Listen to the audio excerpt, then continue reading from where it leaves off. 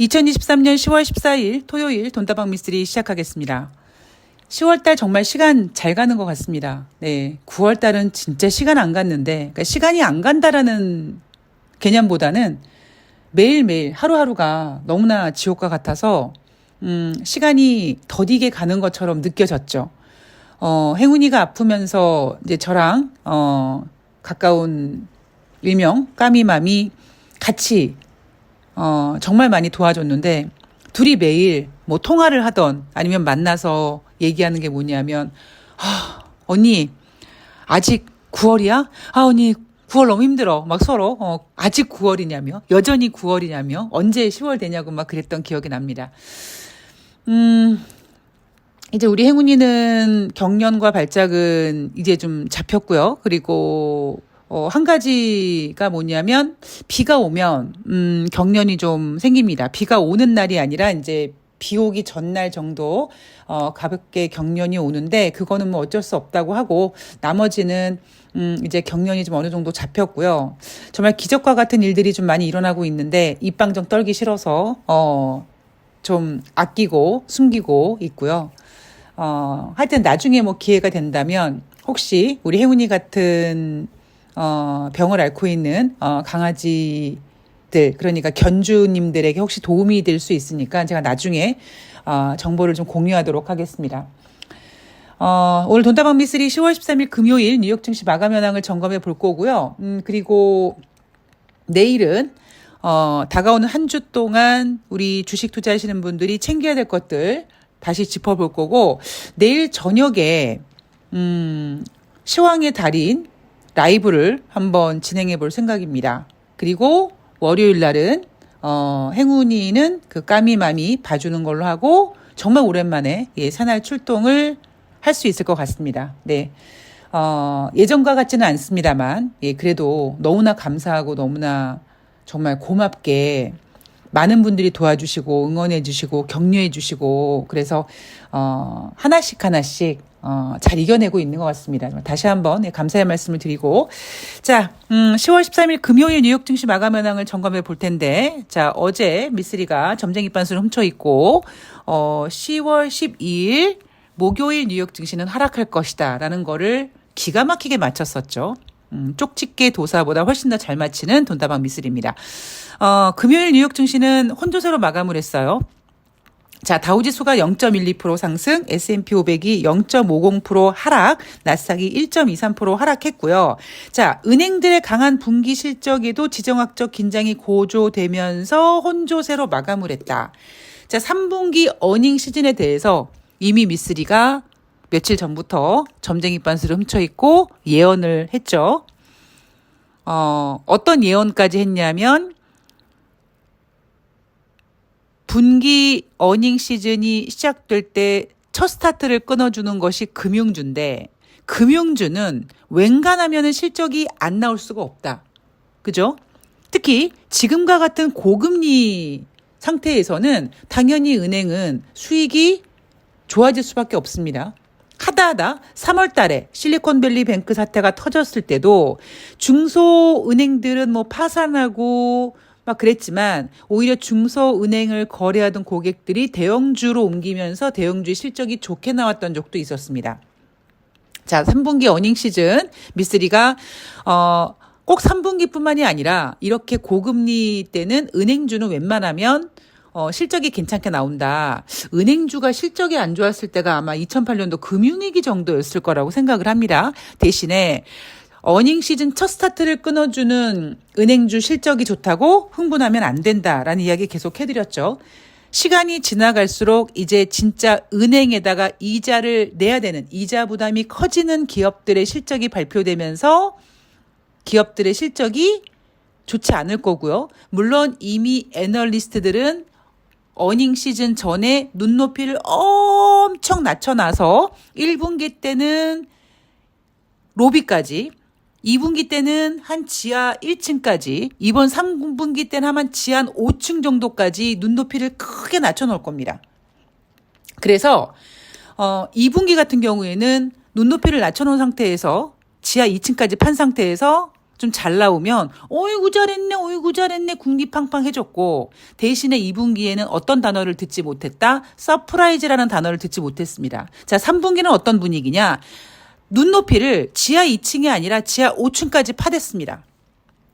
그래서 어느 정도까지 잘 나오면 우쭈쭈 할 수 있겠지만 문제는 뭐냐면 그렇게 눈높이를 낮춰놨음에도 불구하고 그 낮춰놓은 눈높이에 미치지 못하는 실적을 발표하는 기업들이 많을 수 있다. 그래서 어닝 시즌 첫 번째 금융주가 실적을 발표하는데 실적이 좋다고 여러분들 흥분하시면 안 된다라는 얘기 몇 번 해드렸습니다.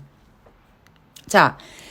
이날 금융주 실적 발표했죠. JP모건 체이스, 웰스파고, 시티그룹이 발표가 됐는데 아까 제가 말씀드린 거와 똑같습니다. 예상치를 크게 웃도는 분기 순이익과 영업 수익을 발표한 JP모건 체이스.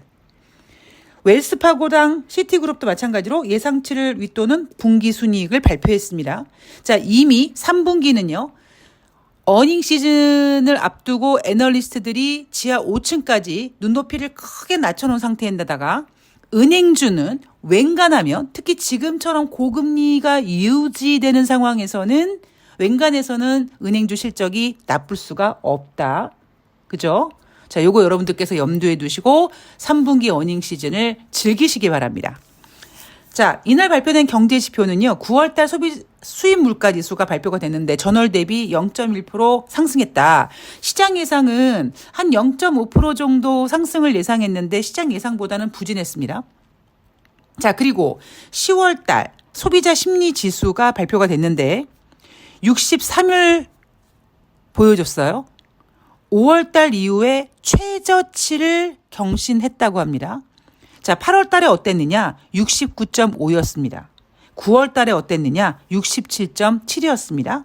10월 달에 어땠냐? 63입니다. 심리 안 좋아지고 있죠? 여러분, 이 소비자 심리 지수는 기준이 100입니다. 지금 100 아래 있죠? 경기 위축 상황입니다. 미국 경제 좋다, 연착륙 이렇게 떠드는 사람들 정신 번쩍 차려야 돼요. 왜 미국 경제가 좋냐? 미쓰리 머릿속에는 1년 넘는 경제 지표들이 쭉 모는 종이에 그려져 있는데 이미 정점을 찍고 지금 계속 우하향을 그리고 있는데 왜 미국 경제가 좋다고 떠드는 거야? 그랬을 때 그들이 외쳤던 게 뭡니까? 고용이 좋잖아. 그런데 그 고용조차도 미쓰리가 어떻게 얘기합니까? 사람은 경제는 심리다 보니까 앞으로 경제가 좋아지지 않을 거라는 거를 감지하면 사람은요, 웬간하면 직장을 때려치지 않고요. 내가 좀 높은 회사 가려고 했다가 경제가 안 좋아질 것 같으면 일단 돈을 벌어야 된다는 생각으로 눈높이를 낮춥니다. 내가 기대치를 맞춰서 일단 직장 생활을 해야지 굶어 죽을 수는 없다라는 심리가 커지기 때문에 고용지표가 잘 나오는 거예요. 2018년도, 19년도 똑같은 상황이었습니다. 그때 경제지표 안 좋았었어요. 왜냐하면 미국이 오랜만에 금리를 인상했기 때문에. 그런데 그때도 고용이 좋았습니다. 그래서 그 고용이 좋다라고 떠들면서 2019년도 금리 인상을 예상했고 미쓰리는 웃기지 마라. 2019년 금리를 인하하게 될지니라고 얘기했던 겁니다. 자, 미국 경제 여러분 좋은 거 아니에요. 그런데 뭐가 문제예요? 쓸 카드가 많은 게 문제입니다. 자, 11월 달 FOMC 회의 이제 한 보름 정도 남았네요. 그죠? 말은 11월인데 얼마 남지 않았습니다. 자, 필라델피아 연방은행 총재 투표권이 있는 이자가 우리는 금리가 있는 곳에서 이 금리를 유지할 수 있는 지점에 와 있다고 믿는다. 금리를 유지하는 것은 통화정책이 자기 일을 하도록 내버려 두는 것이다라고 얘기했습니다. 어제 연준 위원들의 발언과 대동소이하죠. 지난주까지만 하더라도 계속 연준 위원들은 추가적으로 금리 인상을 생각하고 있다. 해야 될 게 더 있다. 인플레이션 2%가 될 때까지 우리는 가야 될 길이 더 있다라고 얘기를 했었습니다. 그들의 어떤 그러한 추가 금리 인상 가능성 발언 때문에 국채 금리가 술렁거렸고요. 그래서 뉴욕 증시가 하락했다가 이스라엘과 팔레스타인의 무력 충돌로 인해서 갑자기 미국이 미국 국채가 안전자산이잖아 라고 미국 국채에 쏠림 현상을 만들어 놓고 국채 금리를 다운시켰습니다. 그래서 뉴욕 증시는 나흘 연속 상승했고요. 그러다가 목요일 날 다시 인생이나 주식이나 한쪽 방향으로만 가는 게 없기 때문에 나흘 동안 연속 상승한 뉴욕 증시는 소비자 물가지표가 둔화되지 않은 상황을 보면서 다시 국채금리가 상승했고 뉴욕 증시는 하락했습니다. 이게 여러분 시황이에요. 제가 이제 내일 저녁에 그 시황의 달인 멤버십 하신 분들과 이제 스터디를 준비하는데 가급적이면요 저는 좀 적으시면서 하셨으면 좋겠어요. 제가 좀 여유 있게 뭐 1시간 딱 정해놓고 2시간 딱 정해놓고 하지 않고 그냥 여러분들과 소통하면서 일단 진행을 할 텐데요. 제가 천천히 진행을 할 거니까 여러분들이 그러니까 전 가급적이면 저는 손으로 쓰는 거를 굉장히 권장해 드리고 있습니다. 미쓰리가 왜 시황의 달인이 됐느냐? 저는 돈다방 미쓰리 원고도 그렇고 모든 주식에 관련된 건 다 손으로 씁니다. 뭐 주식에 관련된 건 아니더라도요. 그냥 메모 같은 거 하는 걸 좋아해서 무조건 저는 손으로 씁니다. 그래서 키보드를 잘 못 쳐요. TMI였고요. 자, 지금 현재 필라델피아 연방은행 총재도 어제 연준 의원들과 마찬가지로 금리 인상 안 해도 될 것 같아. 뭐 이런 얘기하고 있죠. 자, 11월 금리 동결 가능성 94.3%까지 반영되고 있고요. 25bp 금리 인상 가능성 고작 5.7%.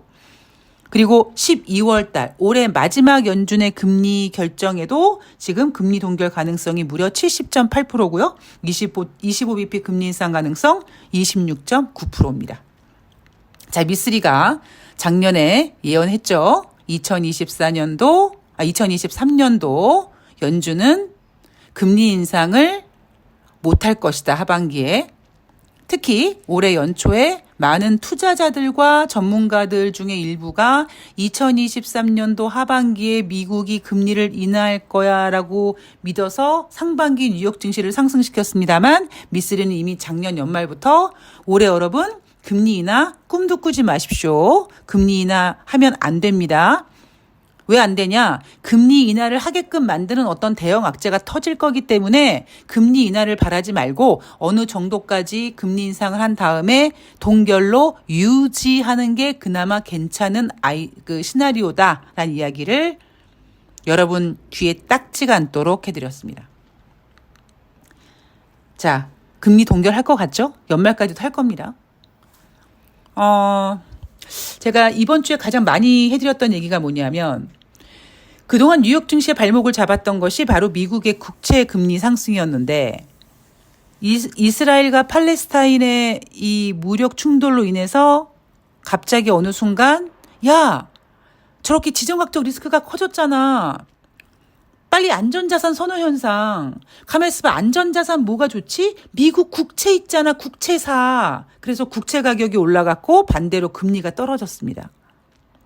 근데 지금 돌아가는 꼬라지가 보니까 이스라엘과 팔레스타인의 이런 그 지정학적 리스크가 쉽게 끝나지 않을 것 같은 느낌적인 느낌이 들고요. 저는 왠지 모르게 일부러 이거를 조금 더 좀 세게 좀 이렇게 확산시키고 있는 듯한 느낌을 좀 받았습니다. 뭘 위해서? 이제 미국은요. 여러분 앞으로 어떻게 할까 같으십니까? 미국이요. 그러니까 뭐 전쟁에 뭐 참여하고 이 얘기하는 게 아니라 경제적인 측면을 얘기하는 거예요. 미국이 앞으로 어떤 짱구를 굴릴까요? 자, 제가 여러분 말씀드렸죠. 미국 경제 지금 좋지 않습니다. 올해 상반기에 미쓰리가 미국은 크게 뺄 생각이 없어요. 라는 이야기를 계속했지만 그 이후 8월 달부터는 그 얘기를 하지 않을 것이다. 물론 미국은 계속 올리고 싶지만 시장 분위기가 글로벌 증시라든가 글로벌 유동성 이런 것들이 주식을 빼고 싶지 않은 미국을 어쩔 수 없이 빼게끔 만들 수 있을 만큼 힘이 커졌다. 그게 바로 뭐냐면 미쓰리가 주장하고 있는 것은 바로 스태그플레이션이었습니다. 물가는 오르고 있는데 경제는 나빠지고 있다. 그런데 지금 미국은요. 미국 경제가 나빠지고 있다는 것은 인정하고 있지 않고 인플레이션이 지금 둔화되지 않고 있다는 것은 인정합니다. 인플레이션이 지금 반등하고 있지만 연준은 금리를 인상하지 못합니다. 왜요? 경제가 안 좋아서. 그러면 미국은 지금 뭔가 돌파구를 찾아야 돼요. 어떻게 찾을까요? 글쎄요. 이 이스라엘과 팔레스타인의 분위기가 얼마까지 확산될지 모르겠습니다만, 이 이스라엘과 팔레스타인의 문제 때문이 아니고요. 미국의 경기 둔화 때문에 당분간은, 그러니까 뭐 12월 달까지는 금리를 동결할 수 있겠습니다만, 제가 조심스럽게 내년도 상반기에는 금리를 한번 인하할 수 있을 것 같다라는 말씀을 드렸잖아요. 그게 미국 경제가 둔화돼서, 그러니까 고금리로 인해서 지금 미국의 기준금리 여러분 22년 만에 최고치에 도달해 있습니다. 오히려 2008년도 금융위기 때보다도 높단 말이에요. 그러면 고금리로 인해서 분명히 무언가 안 좋은 일들이 터집니다. 그게 3분기 어닝 시즌에서 제가 지하 5층까지 예상치를 내려놨습니다라는 이야기를 할 정도로 고금리 상황에서 견딜 수 있는 기업들이나 개인들이 쉽지가 않습니다. 어제 인플레이션 지표, 미국의 9월달 소비자 물가 지표조차도 뭐가 많이 나갔습니까? 거주비가 많이 나갔잖아요. 주거비가 많이 나갔잖아요. 주거비 상승세가 뚜렷하지 않았습니까? 인플레이션 쉽게 꺾이지 않을 거예요. 그러면 결국 12월 달까지는 금리를 동결할 거고요. 내년도쯤 되면 금리를 한번 인하하지 않을까 생각을 하는데 미국 경제가 둔화돼서 금리를 인하한다고 하진 않을 것 같아요. 그렇다면 우리 여러분 우크라이나와 러시아의 전쟁 터졌을 때 되게 뭐 금방 끝날 것 같이 했다가 지금 1년 훨씬 넘어가고 있지 않습니까? 거의 이제 2년 가까워 있지 않습니까? 이미 주식시장에서는 우크라이나와 러시아의 전쟁은 의미 없어요. 그죠? 그것처럼 이 이스라엘과 팔레스타인의 이 지정학적 리스크 문제가 조금 더 길어지게 된다면 아마 어쩌면 내년도 1월 달에 연준이 금리를 인하할 가능성도 배제할 수가 없어요. 명분이 뭡니까? 지정학적 리스크. 이거 정확한 거 아니에요, 여러분? 왜냐하면 저는 아직까지 2024년도 증시 전망을 지금 준비 중이기 때문에 정확하게 딱 말씀드릴 수는 없는데 제가 지금 보고 있는 관점은 뭐냐면 과연 미국은 무엇을 돌파구로 미국이 경제가 둔화돼서 우리 미국 경제가 안 좋아서요. 금리를 인하해야 될 것 같아요 라고는 절대 하지 않을 거예요. 미국은 그런 나라입니다. 만약에 그 전에 미국이 그렇게 우리 미국 경제가 안 좋아요라고 인정하기 전에 뭐 중국이 경제가 안 좋다든가 뭐 이런 상황이면 저놈의 중국이 안 좋아가지고 그냥 우리 어쩔 수 없이 금리를 인하해요. 걔네들은 이런 애들이거든요. 어떤 명분만 있으면은 그거를 기회로 삼는 나라가 미국입니다. 근데 제가 아까 어닝 시즌 얘기할 때도 뭐 1분기 때는 로비까지 눈높이를 내려놨고 2분기 때는 지하 2층까지 내려놨고 이번 3분기는 지하 5층까지 얘기했잖아요. 금리 때문에 그렇거든요. 그래서 연준은 당분간 고금리가 유지될 거다라고 전문가들이 얘기하지만 이거 오래가지 못할 거라고 봅니다. 그러면 아마 미국은 빨리 뭔가 수를 쓰겠죠. 그럼 미국이 만약에 갑자기 금리 동결을 생각하고 있다, 금리 인하를 한다. 그러면 어떤 느낌을 받겠습니까? 아이고, 쟤네 경기 좋다고 했는데 경기 안 좋네. 이렇게 생각할까 봐 금리 인하 카드를 만지작 거리면서 어떤 그런 명분을 생각하겠죠. 지금 10월 중순인데 미쓰리 그러면은 뭐 내년 1월 달까지 이스라엘과 팔레스타인 계속 저러고 가는 거야? 라고 생각하실 수도 있겠는데요. 제가 아까 우크라이나 전쟁 얘기해 드렸잖아요. 여러분 금방이란 말이에요. 10월 달 지금 벌써 반 지나왔습니다. 금방 지나갑니다. 더 무서운 얘기 해드릴까요? 10월 말에 뭐 우리나라는 뭐 그렇지 않겠습니까? 않겠습니다만 뭐 이제 뭐 할로윈이 어쩌고 난리 부르스를 치다가 또 이제 11월 되면 11월 초부터 뭐 하겠습니까? 블랙 프라이데이 이거 하지 않겠습니까? 거기다가 블랙 프라이데이 말고 11월 중순만 되면 이미 산타랠리 타령합니다. 그러면요 금방 지나갑니다. 미쓰리가 매해 마감을 12월 31일 날 1년을 마무리하는 게 아니라 미쓰리가 9월 30일이 미쓰리는 한 해를 마감하는 날이라고 한 이야기 해드렸죠. 왜 그렇게 하는지도 말씀을 드렸을 겁니다. 왜냐하면 10월 달, 11월 달, 12월 달 금방 지나가거든요. 그러면 이렇게 하다가 좀 가게 되면 연준은 저 이스라엘과 팔레스타인 뭐 기타 뭐 이란이라든가 또 기타 등등 또 막 시끌벅적하지 않겠습니까? 그러면 에이 저것들 때문에 어쩔 수 없이 금리 인하해야겠네 라면서 내년 상반기에 금리 인하 카드를 한번 꺼내지 않을까라는 생각을 하고 있습니다. 네, 제가 정리가 되면 다시 한번 말씀드릴 텐데 저는 그런 것 같아요. 요렇게 얘기를 딱 해놓으면 요게 맞는 것 같아요. 근데 여하튼 정리가 되면 다시 한번 말씀을 드리도록 하겠습니다. 자, 오늘 돈다방 미쓰리 10월 13일 금요일 뭐 중요한 일은 없었고요. 그냥 전반적인 분위기만 한번 훑어봤고 내일 10월 15일 일요일 방송에서는 16일부터 20일까지 다가오는 한 주 동안 우리 주식 투자하시는 분들이 챙겨야 될 것들 볼 거고요.